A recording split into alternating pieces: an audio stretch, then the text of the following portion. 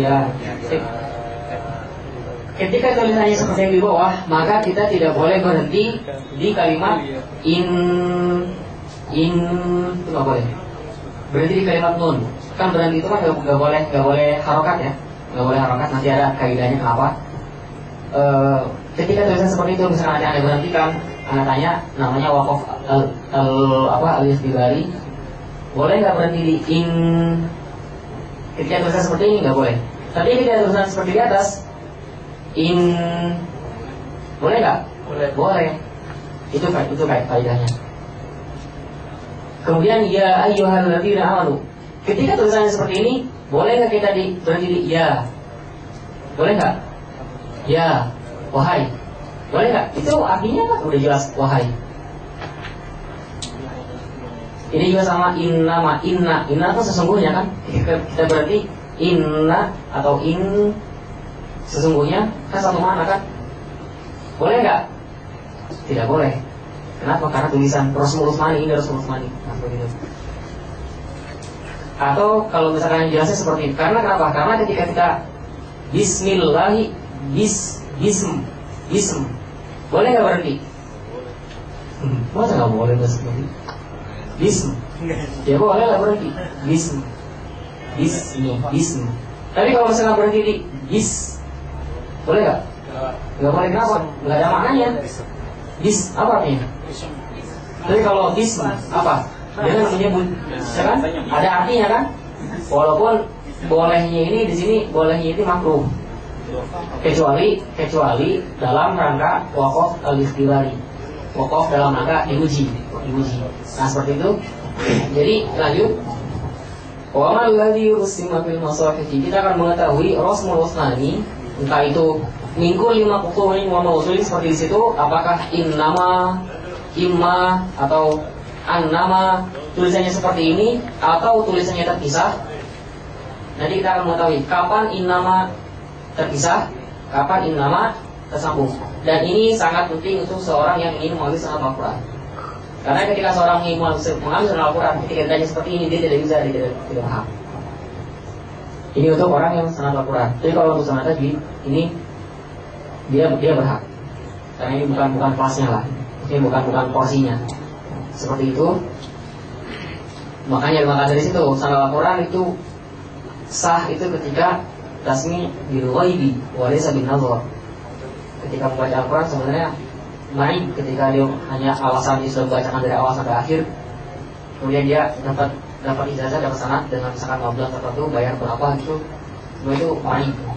Karena ya seperti tadi, ketika akan nanti banyak ahkam-ahkam yang seharusnya dia tahu, dia tidak tahu, jadi dia tidak hafal. Dan seperti itu. Ini tentang maktu mikul lima qautumin wa mausulin biha. Maktu itu terpisah, mausul itu nyambung. Dan juga ta ibunta. Mana tadi idkhalati mu'atu. Betul enggak? Yang bilang betul siapa? Yang jelasnya betul Opik ya. Opik bilang betul, pasti betul orang yang tulis kan. Yang bilang betul Ngacung. Yang bilang salah yang golput. Salah nggak apa-apa. Ketika antum yakin, menurut antum dulu nih ya, menurut antum. Walaupun dalam Al-Quran nggak ada kata menurut. Tapi ini buat contoh aja. Seperti ini salah. Salahnya di mana? Tuh taknya. Taknya bukan seperti itu. Taknya terbuka. Jadi ketika disuruh berhenti, misalkan berhenti di tak di kalimat imro'atu, maka berhenti gimana? Ketika kita nggak tahu imro'atun nyatanya pakai ta maftuhah atau ta marbuthah, gimana kita berhenti coba? Misalkan kita berhenti, silakan ketika ujian nanti terpandu, silakan berhenti di kalimat nita dalam kalimat imro'atu Fir'aun. Misalkan baca Ilqalati imro'ah. Berarti kalau tak kayak gini berarti kita pakai hak kan, berarti ya Ilqalati imro'ah. Tapi ketika taknya maftuhah, Ilqalati imro'at, kan beda.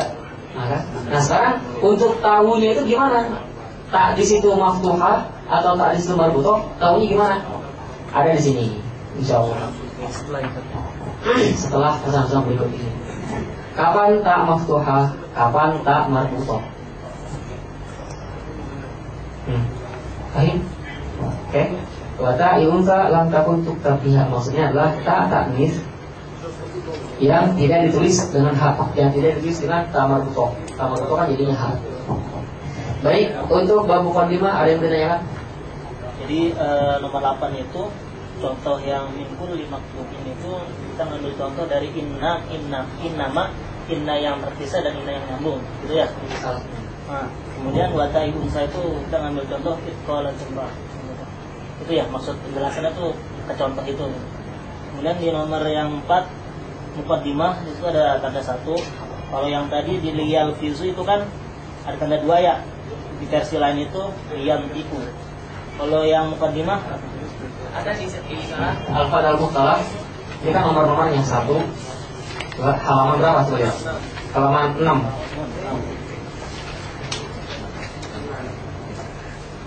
Ada. Oh iya betul. Ada ya? Profil.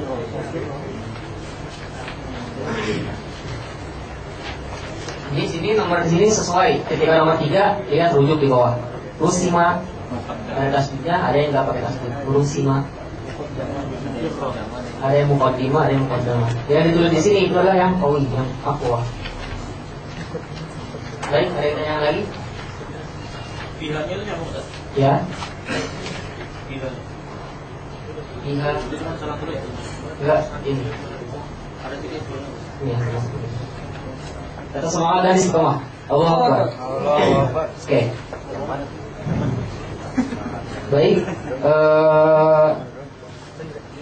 Untuk ini untuk sejarah Ibnu Jazari halaman 8 dan halaman 9 bisa dibaca detail di rumah. Namun sejarah singkatnya mungkin Anda ceritakan secara singkat. Beliau namanya adalah Muhammad bin Ali bin Yusuf.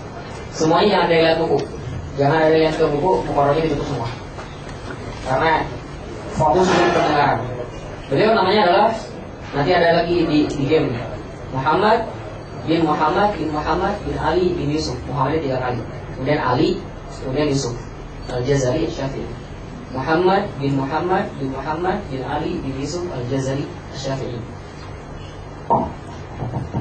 Dilahirkan pada 25 Ramadan tahun 751 Hijriah. 25 Ramadan itu tanggal lahir Ibnu Jazari. 751 Hijriah. Seiring berjalannya waktu, beliau yatarabba fi bait as-salihin fi baitil ulama. Jadi dia tumbuh di lingkungan ulama. Kalau kita di pesantren kan ya. Seperti itu, belajar pada ayahnya. Kemudian setelah dari ayahnya usia 7 tahun hafal Quran. 14 tahun hafal Quran. Kemudian 15 tahun langsung ambil qiraat zaman wa ifradan. Ini sejarah singkatnya aja. Kemudian seperti biasa, mungkin baru selesai aliyah kali ya, langsung lanjut ke universitas mana. Kalau dulu mungkin belum ada universitas, tapi sifatnya talaqi. Akhirnya beliau dengan perbekalan secukupnya melakukan perjalanan keluar kota. Tempat ini ya, lahirnya di mana? Di Syam, Damaskus dulu Syam, sekarang Syria. Syria masuk ke Syam. Di Damaskus tempat lahirnya, kemudian keluar dari Syria, diantaranya itu ke Mekah, Madinah, Hijaz, kemudian Mesir, kemudian Turki juga, tapi Turki dalam rangka mengajarkan ilmu. Belajar di situ ya, Mesir, Mekah, Madinah. Pada kurang lebih usia 24 tahun. 24 tahun nih, mungkin usia siapa ya? Si Antum ya? Masa waktu gue 27. 24 tahun itu beliau mendapatkan ijazah dari, kalau sekarang syar'i Jum'ah. Jadi sanad, kalau dia tuh bukan sanad, ijazah kalau dia itu berhak untuk memberikan fatwa. Jadi dia udah jadi manzilahnya seorang mufti. 24 tahun dia udah diberikan sanad atau diberikan ijazah mufti oleh siapa? Ibnu Katsir. Setelah itu Ibnu Katsir kan di Mesir. Jadi udah satu zaman sama Ibnu Katsir.